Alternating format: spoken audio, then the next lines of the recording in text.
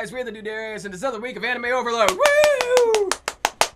No applause? No applause? Alright, well that's fine. Today we're going to be bringing you guys a review of episodes 4 and 5 of Assassination Classroom. Let's go! Assassination Classroom Episode 4. Class 3E gets a new foreign language teacher, Irina Jelovic, who is actually a professional assassin with no interest in teaching the students. Irina attempts to seduce Koro-Sensei so her team of assassins can kill him, but this fails as a result of the wrong ammo and failing to notice his keen sense of smell. Later, after the rest of the class rebel against Irina when she refuses to teach them properly, Karasuma shows her how dedicated Koro-Sensei is to teaching his students and how important education is for assassins.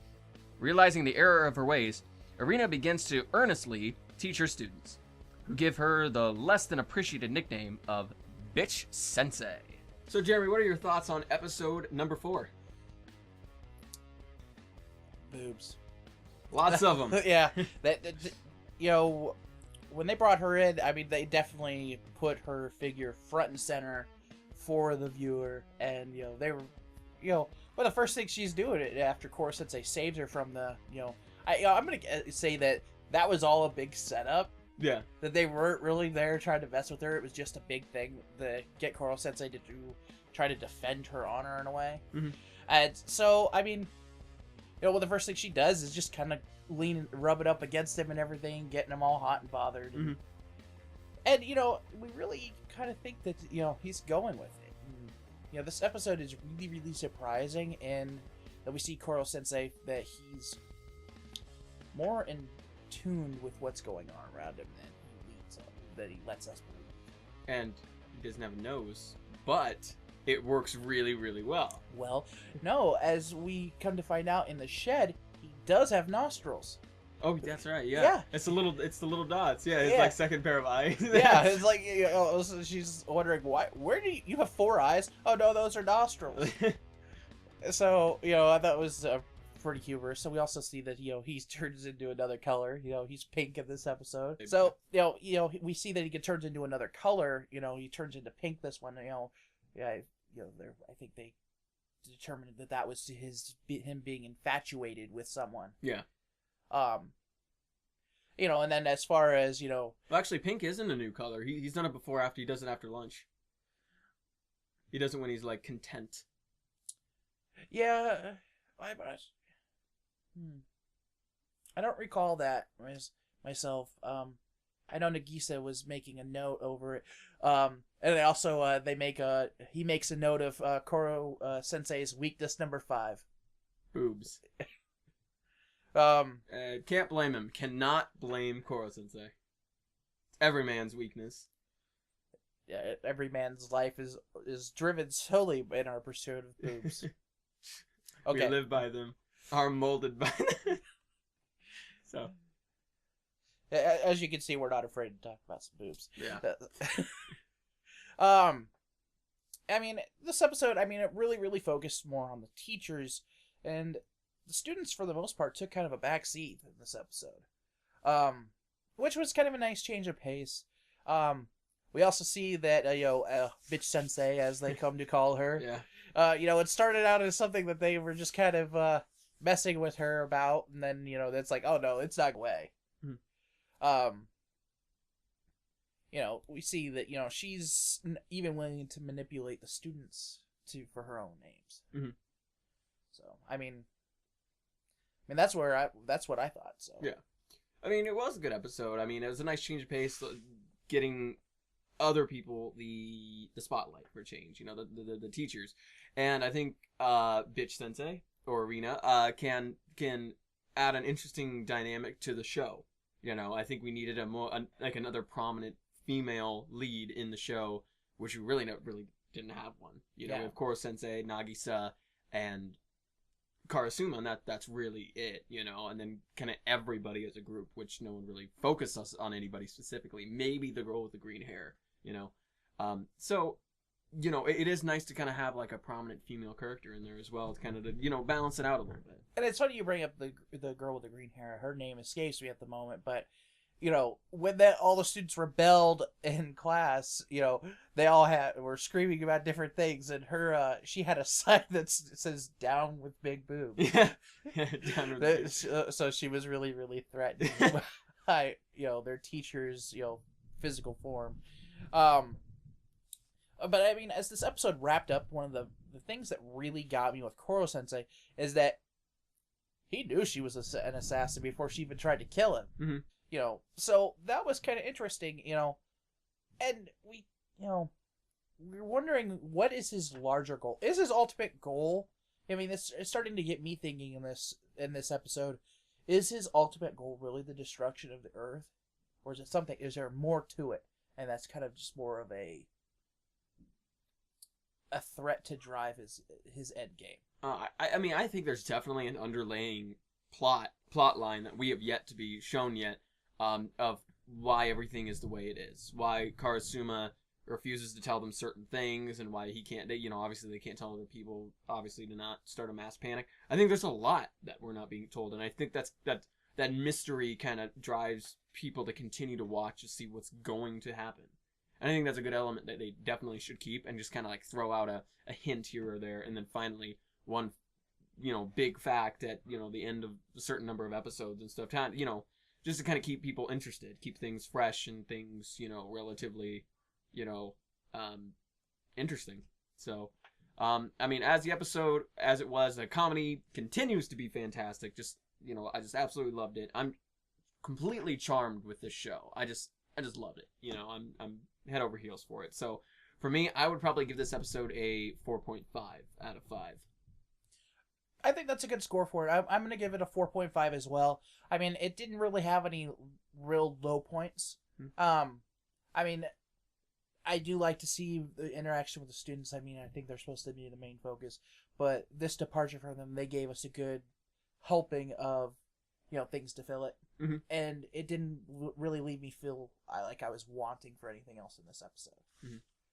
So. Yeah. So, 4.5 and 4.5. All right, on to episode 5. Episode 5. Assassination Classroom Episode 5. Minami Okuda, an honest student, attempts to poison Koro-Sensei to no effect. Koro-Sensei offers to help Minami make an effective poison, who ended up in 3E due to her poor communication skills. However, this turns out to be a tonic that transforms him into a speedier liquid form, teaching Minami to improve her communication skills so she can successfully deceive him someday.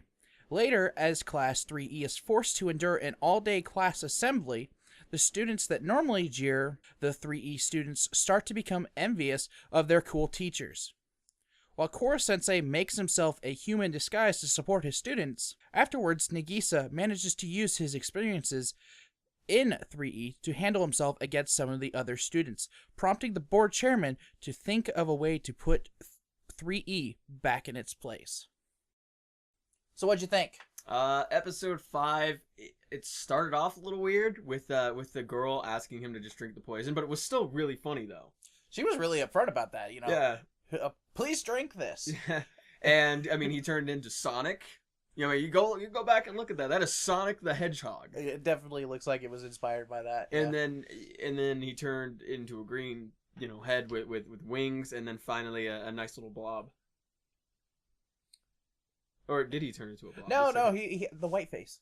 Oh yeah. yeah, he turned into the white face where he just kind of talked like this. Yeah. And the second time was the metallic thing, and honestly, it was a pretty good lesson for her specifically.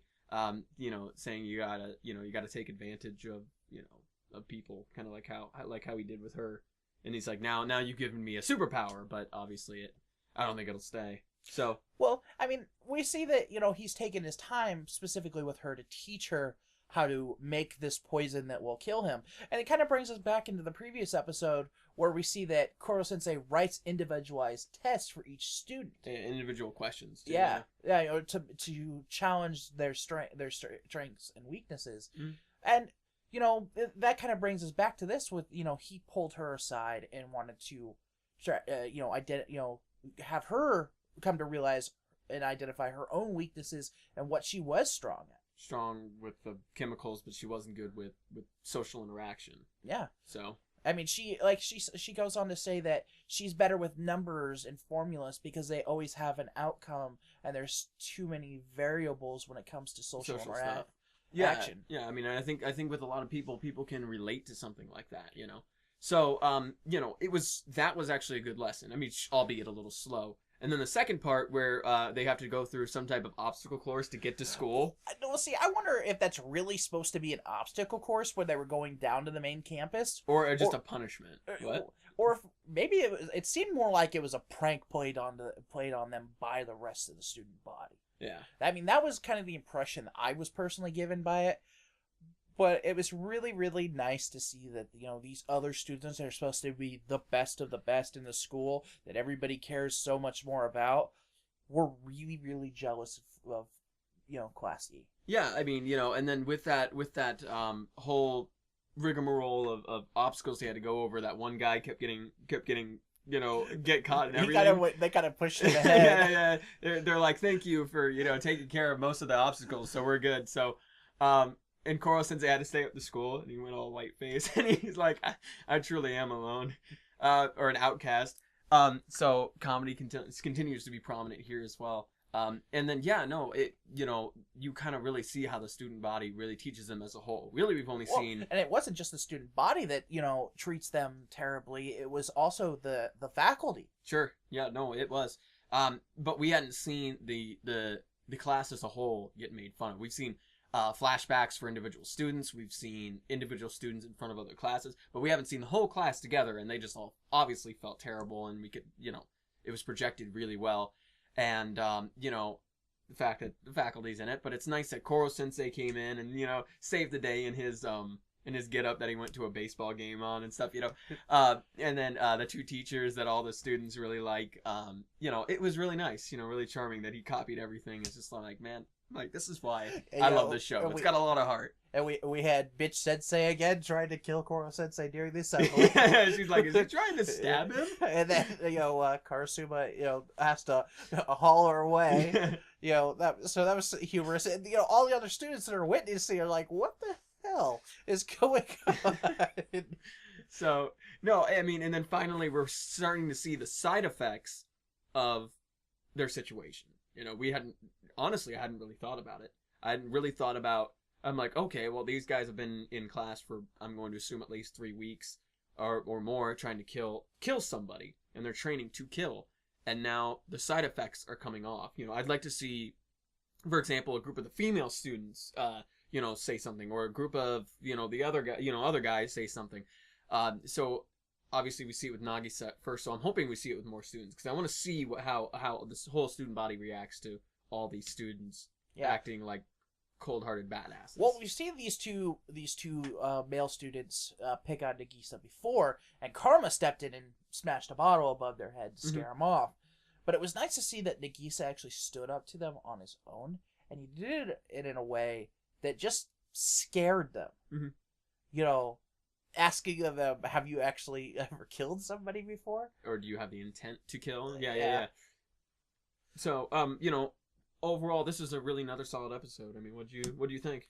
I mean, score-wise, I mean, this episode is near perfect in my eyes. I mean, when I say near perfect,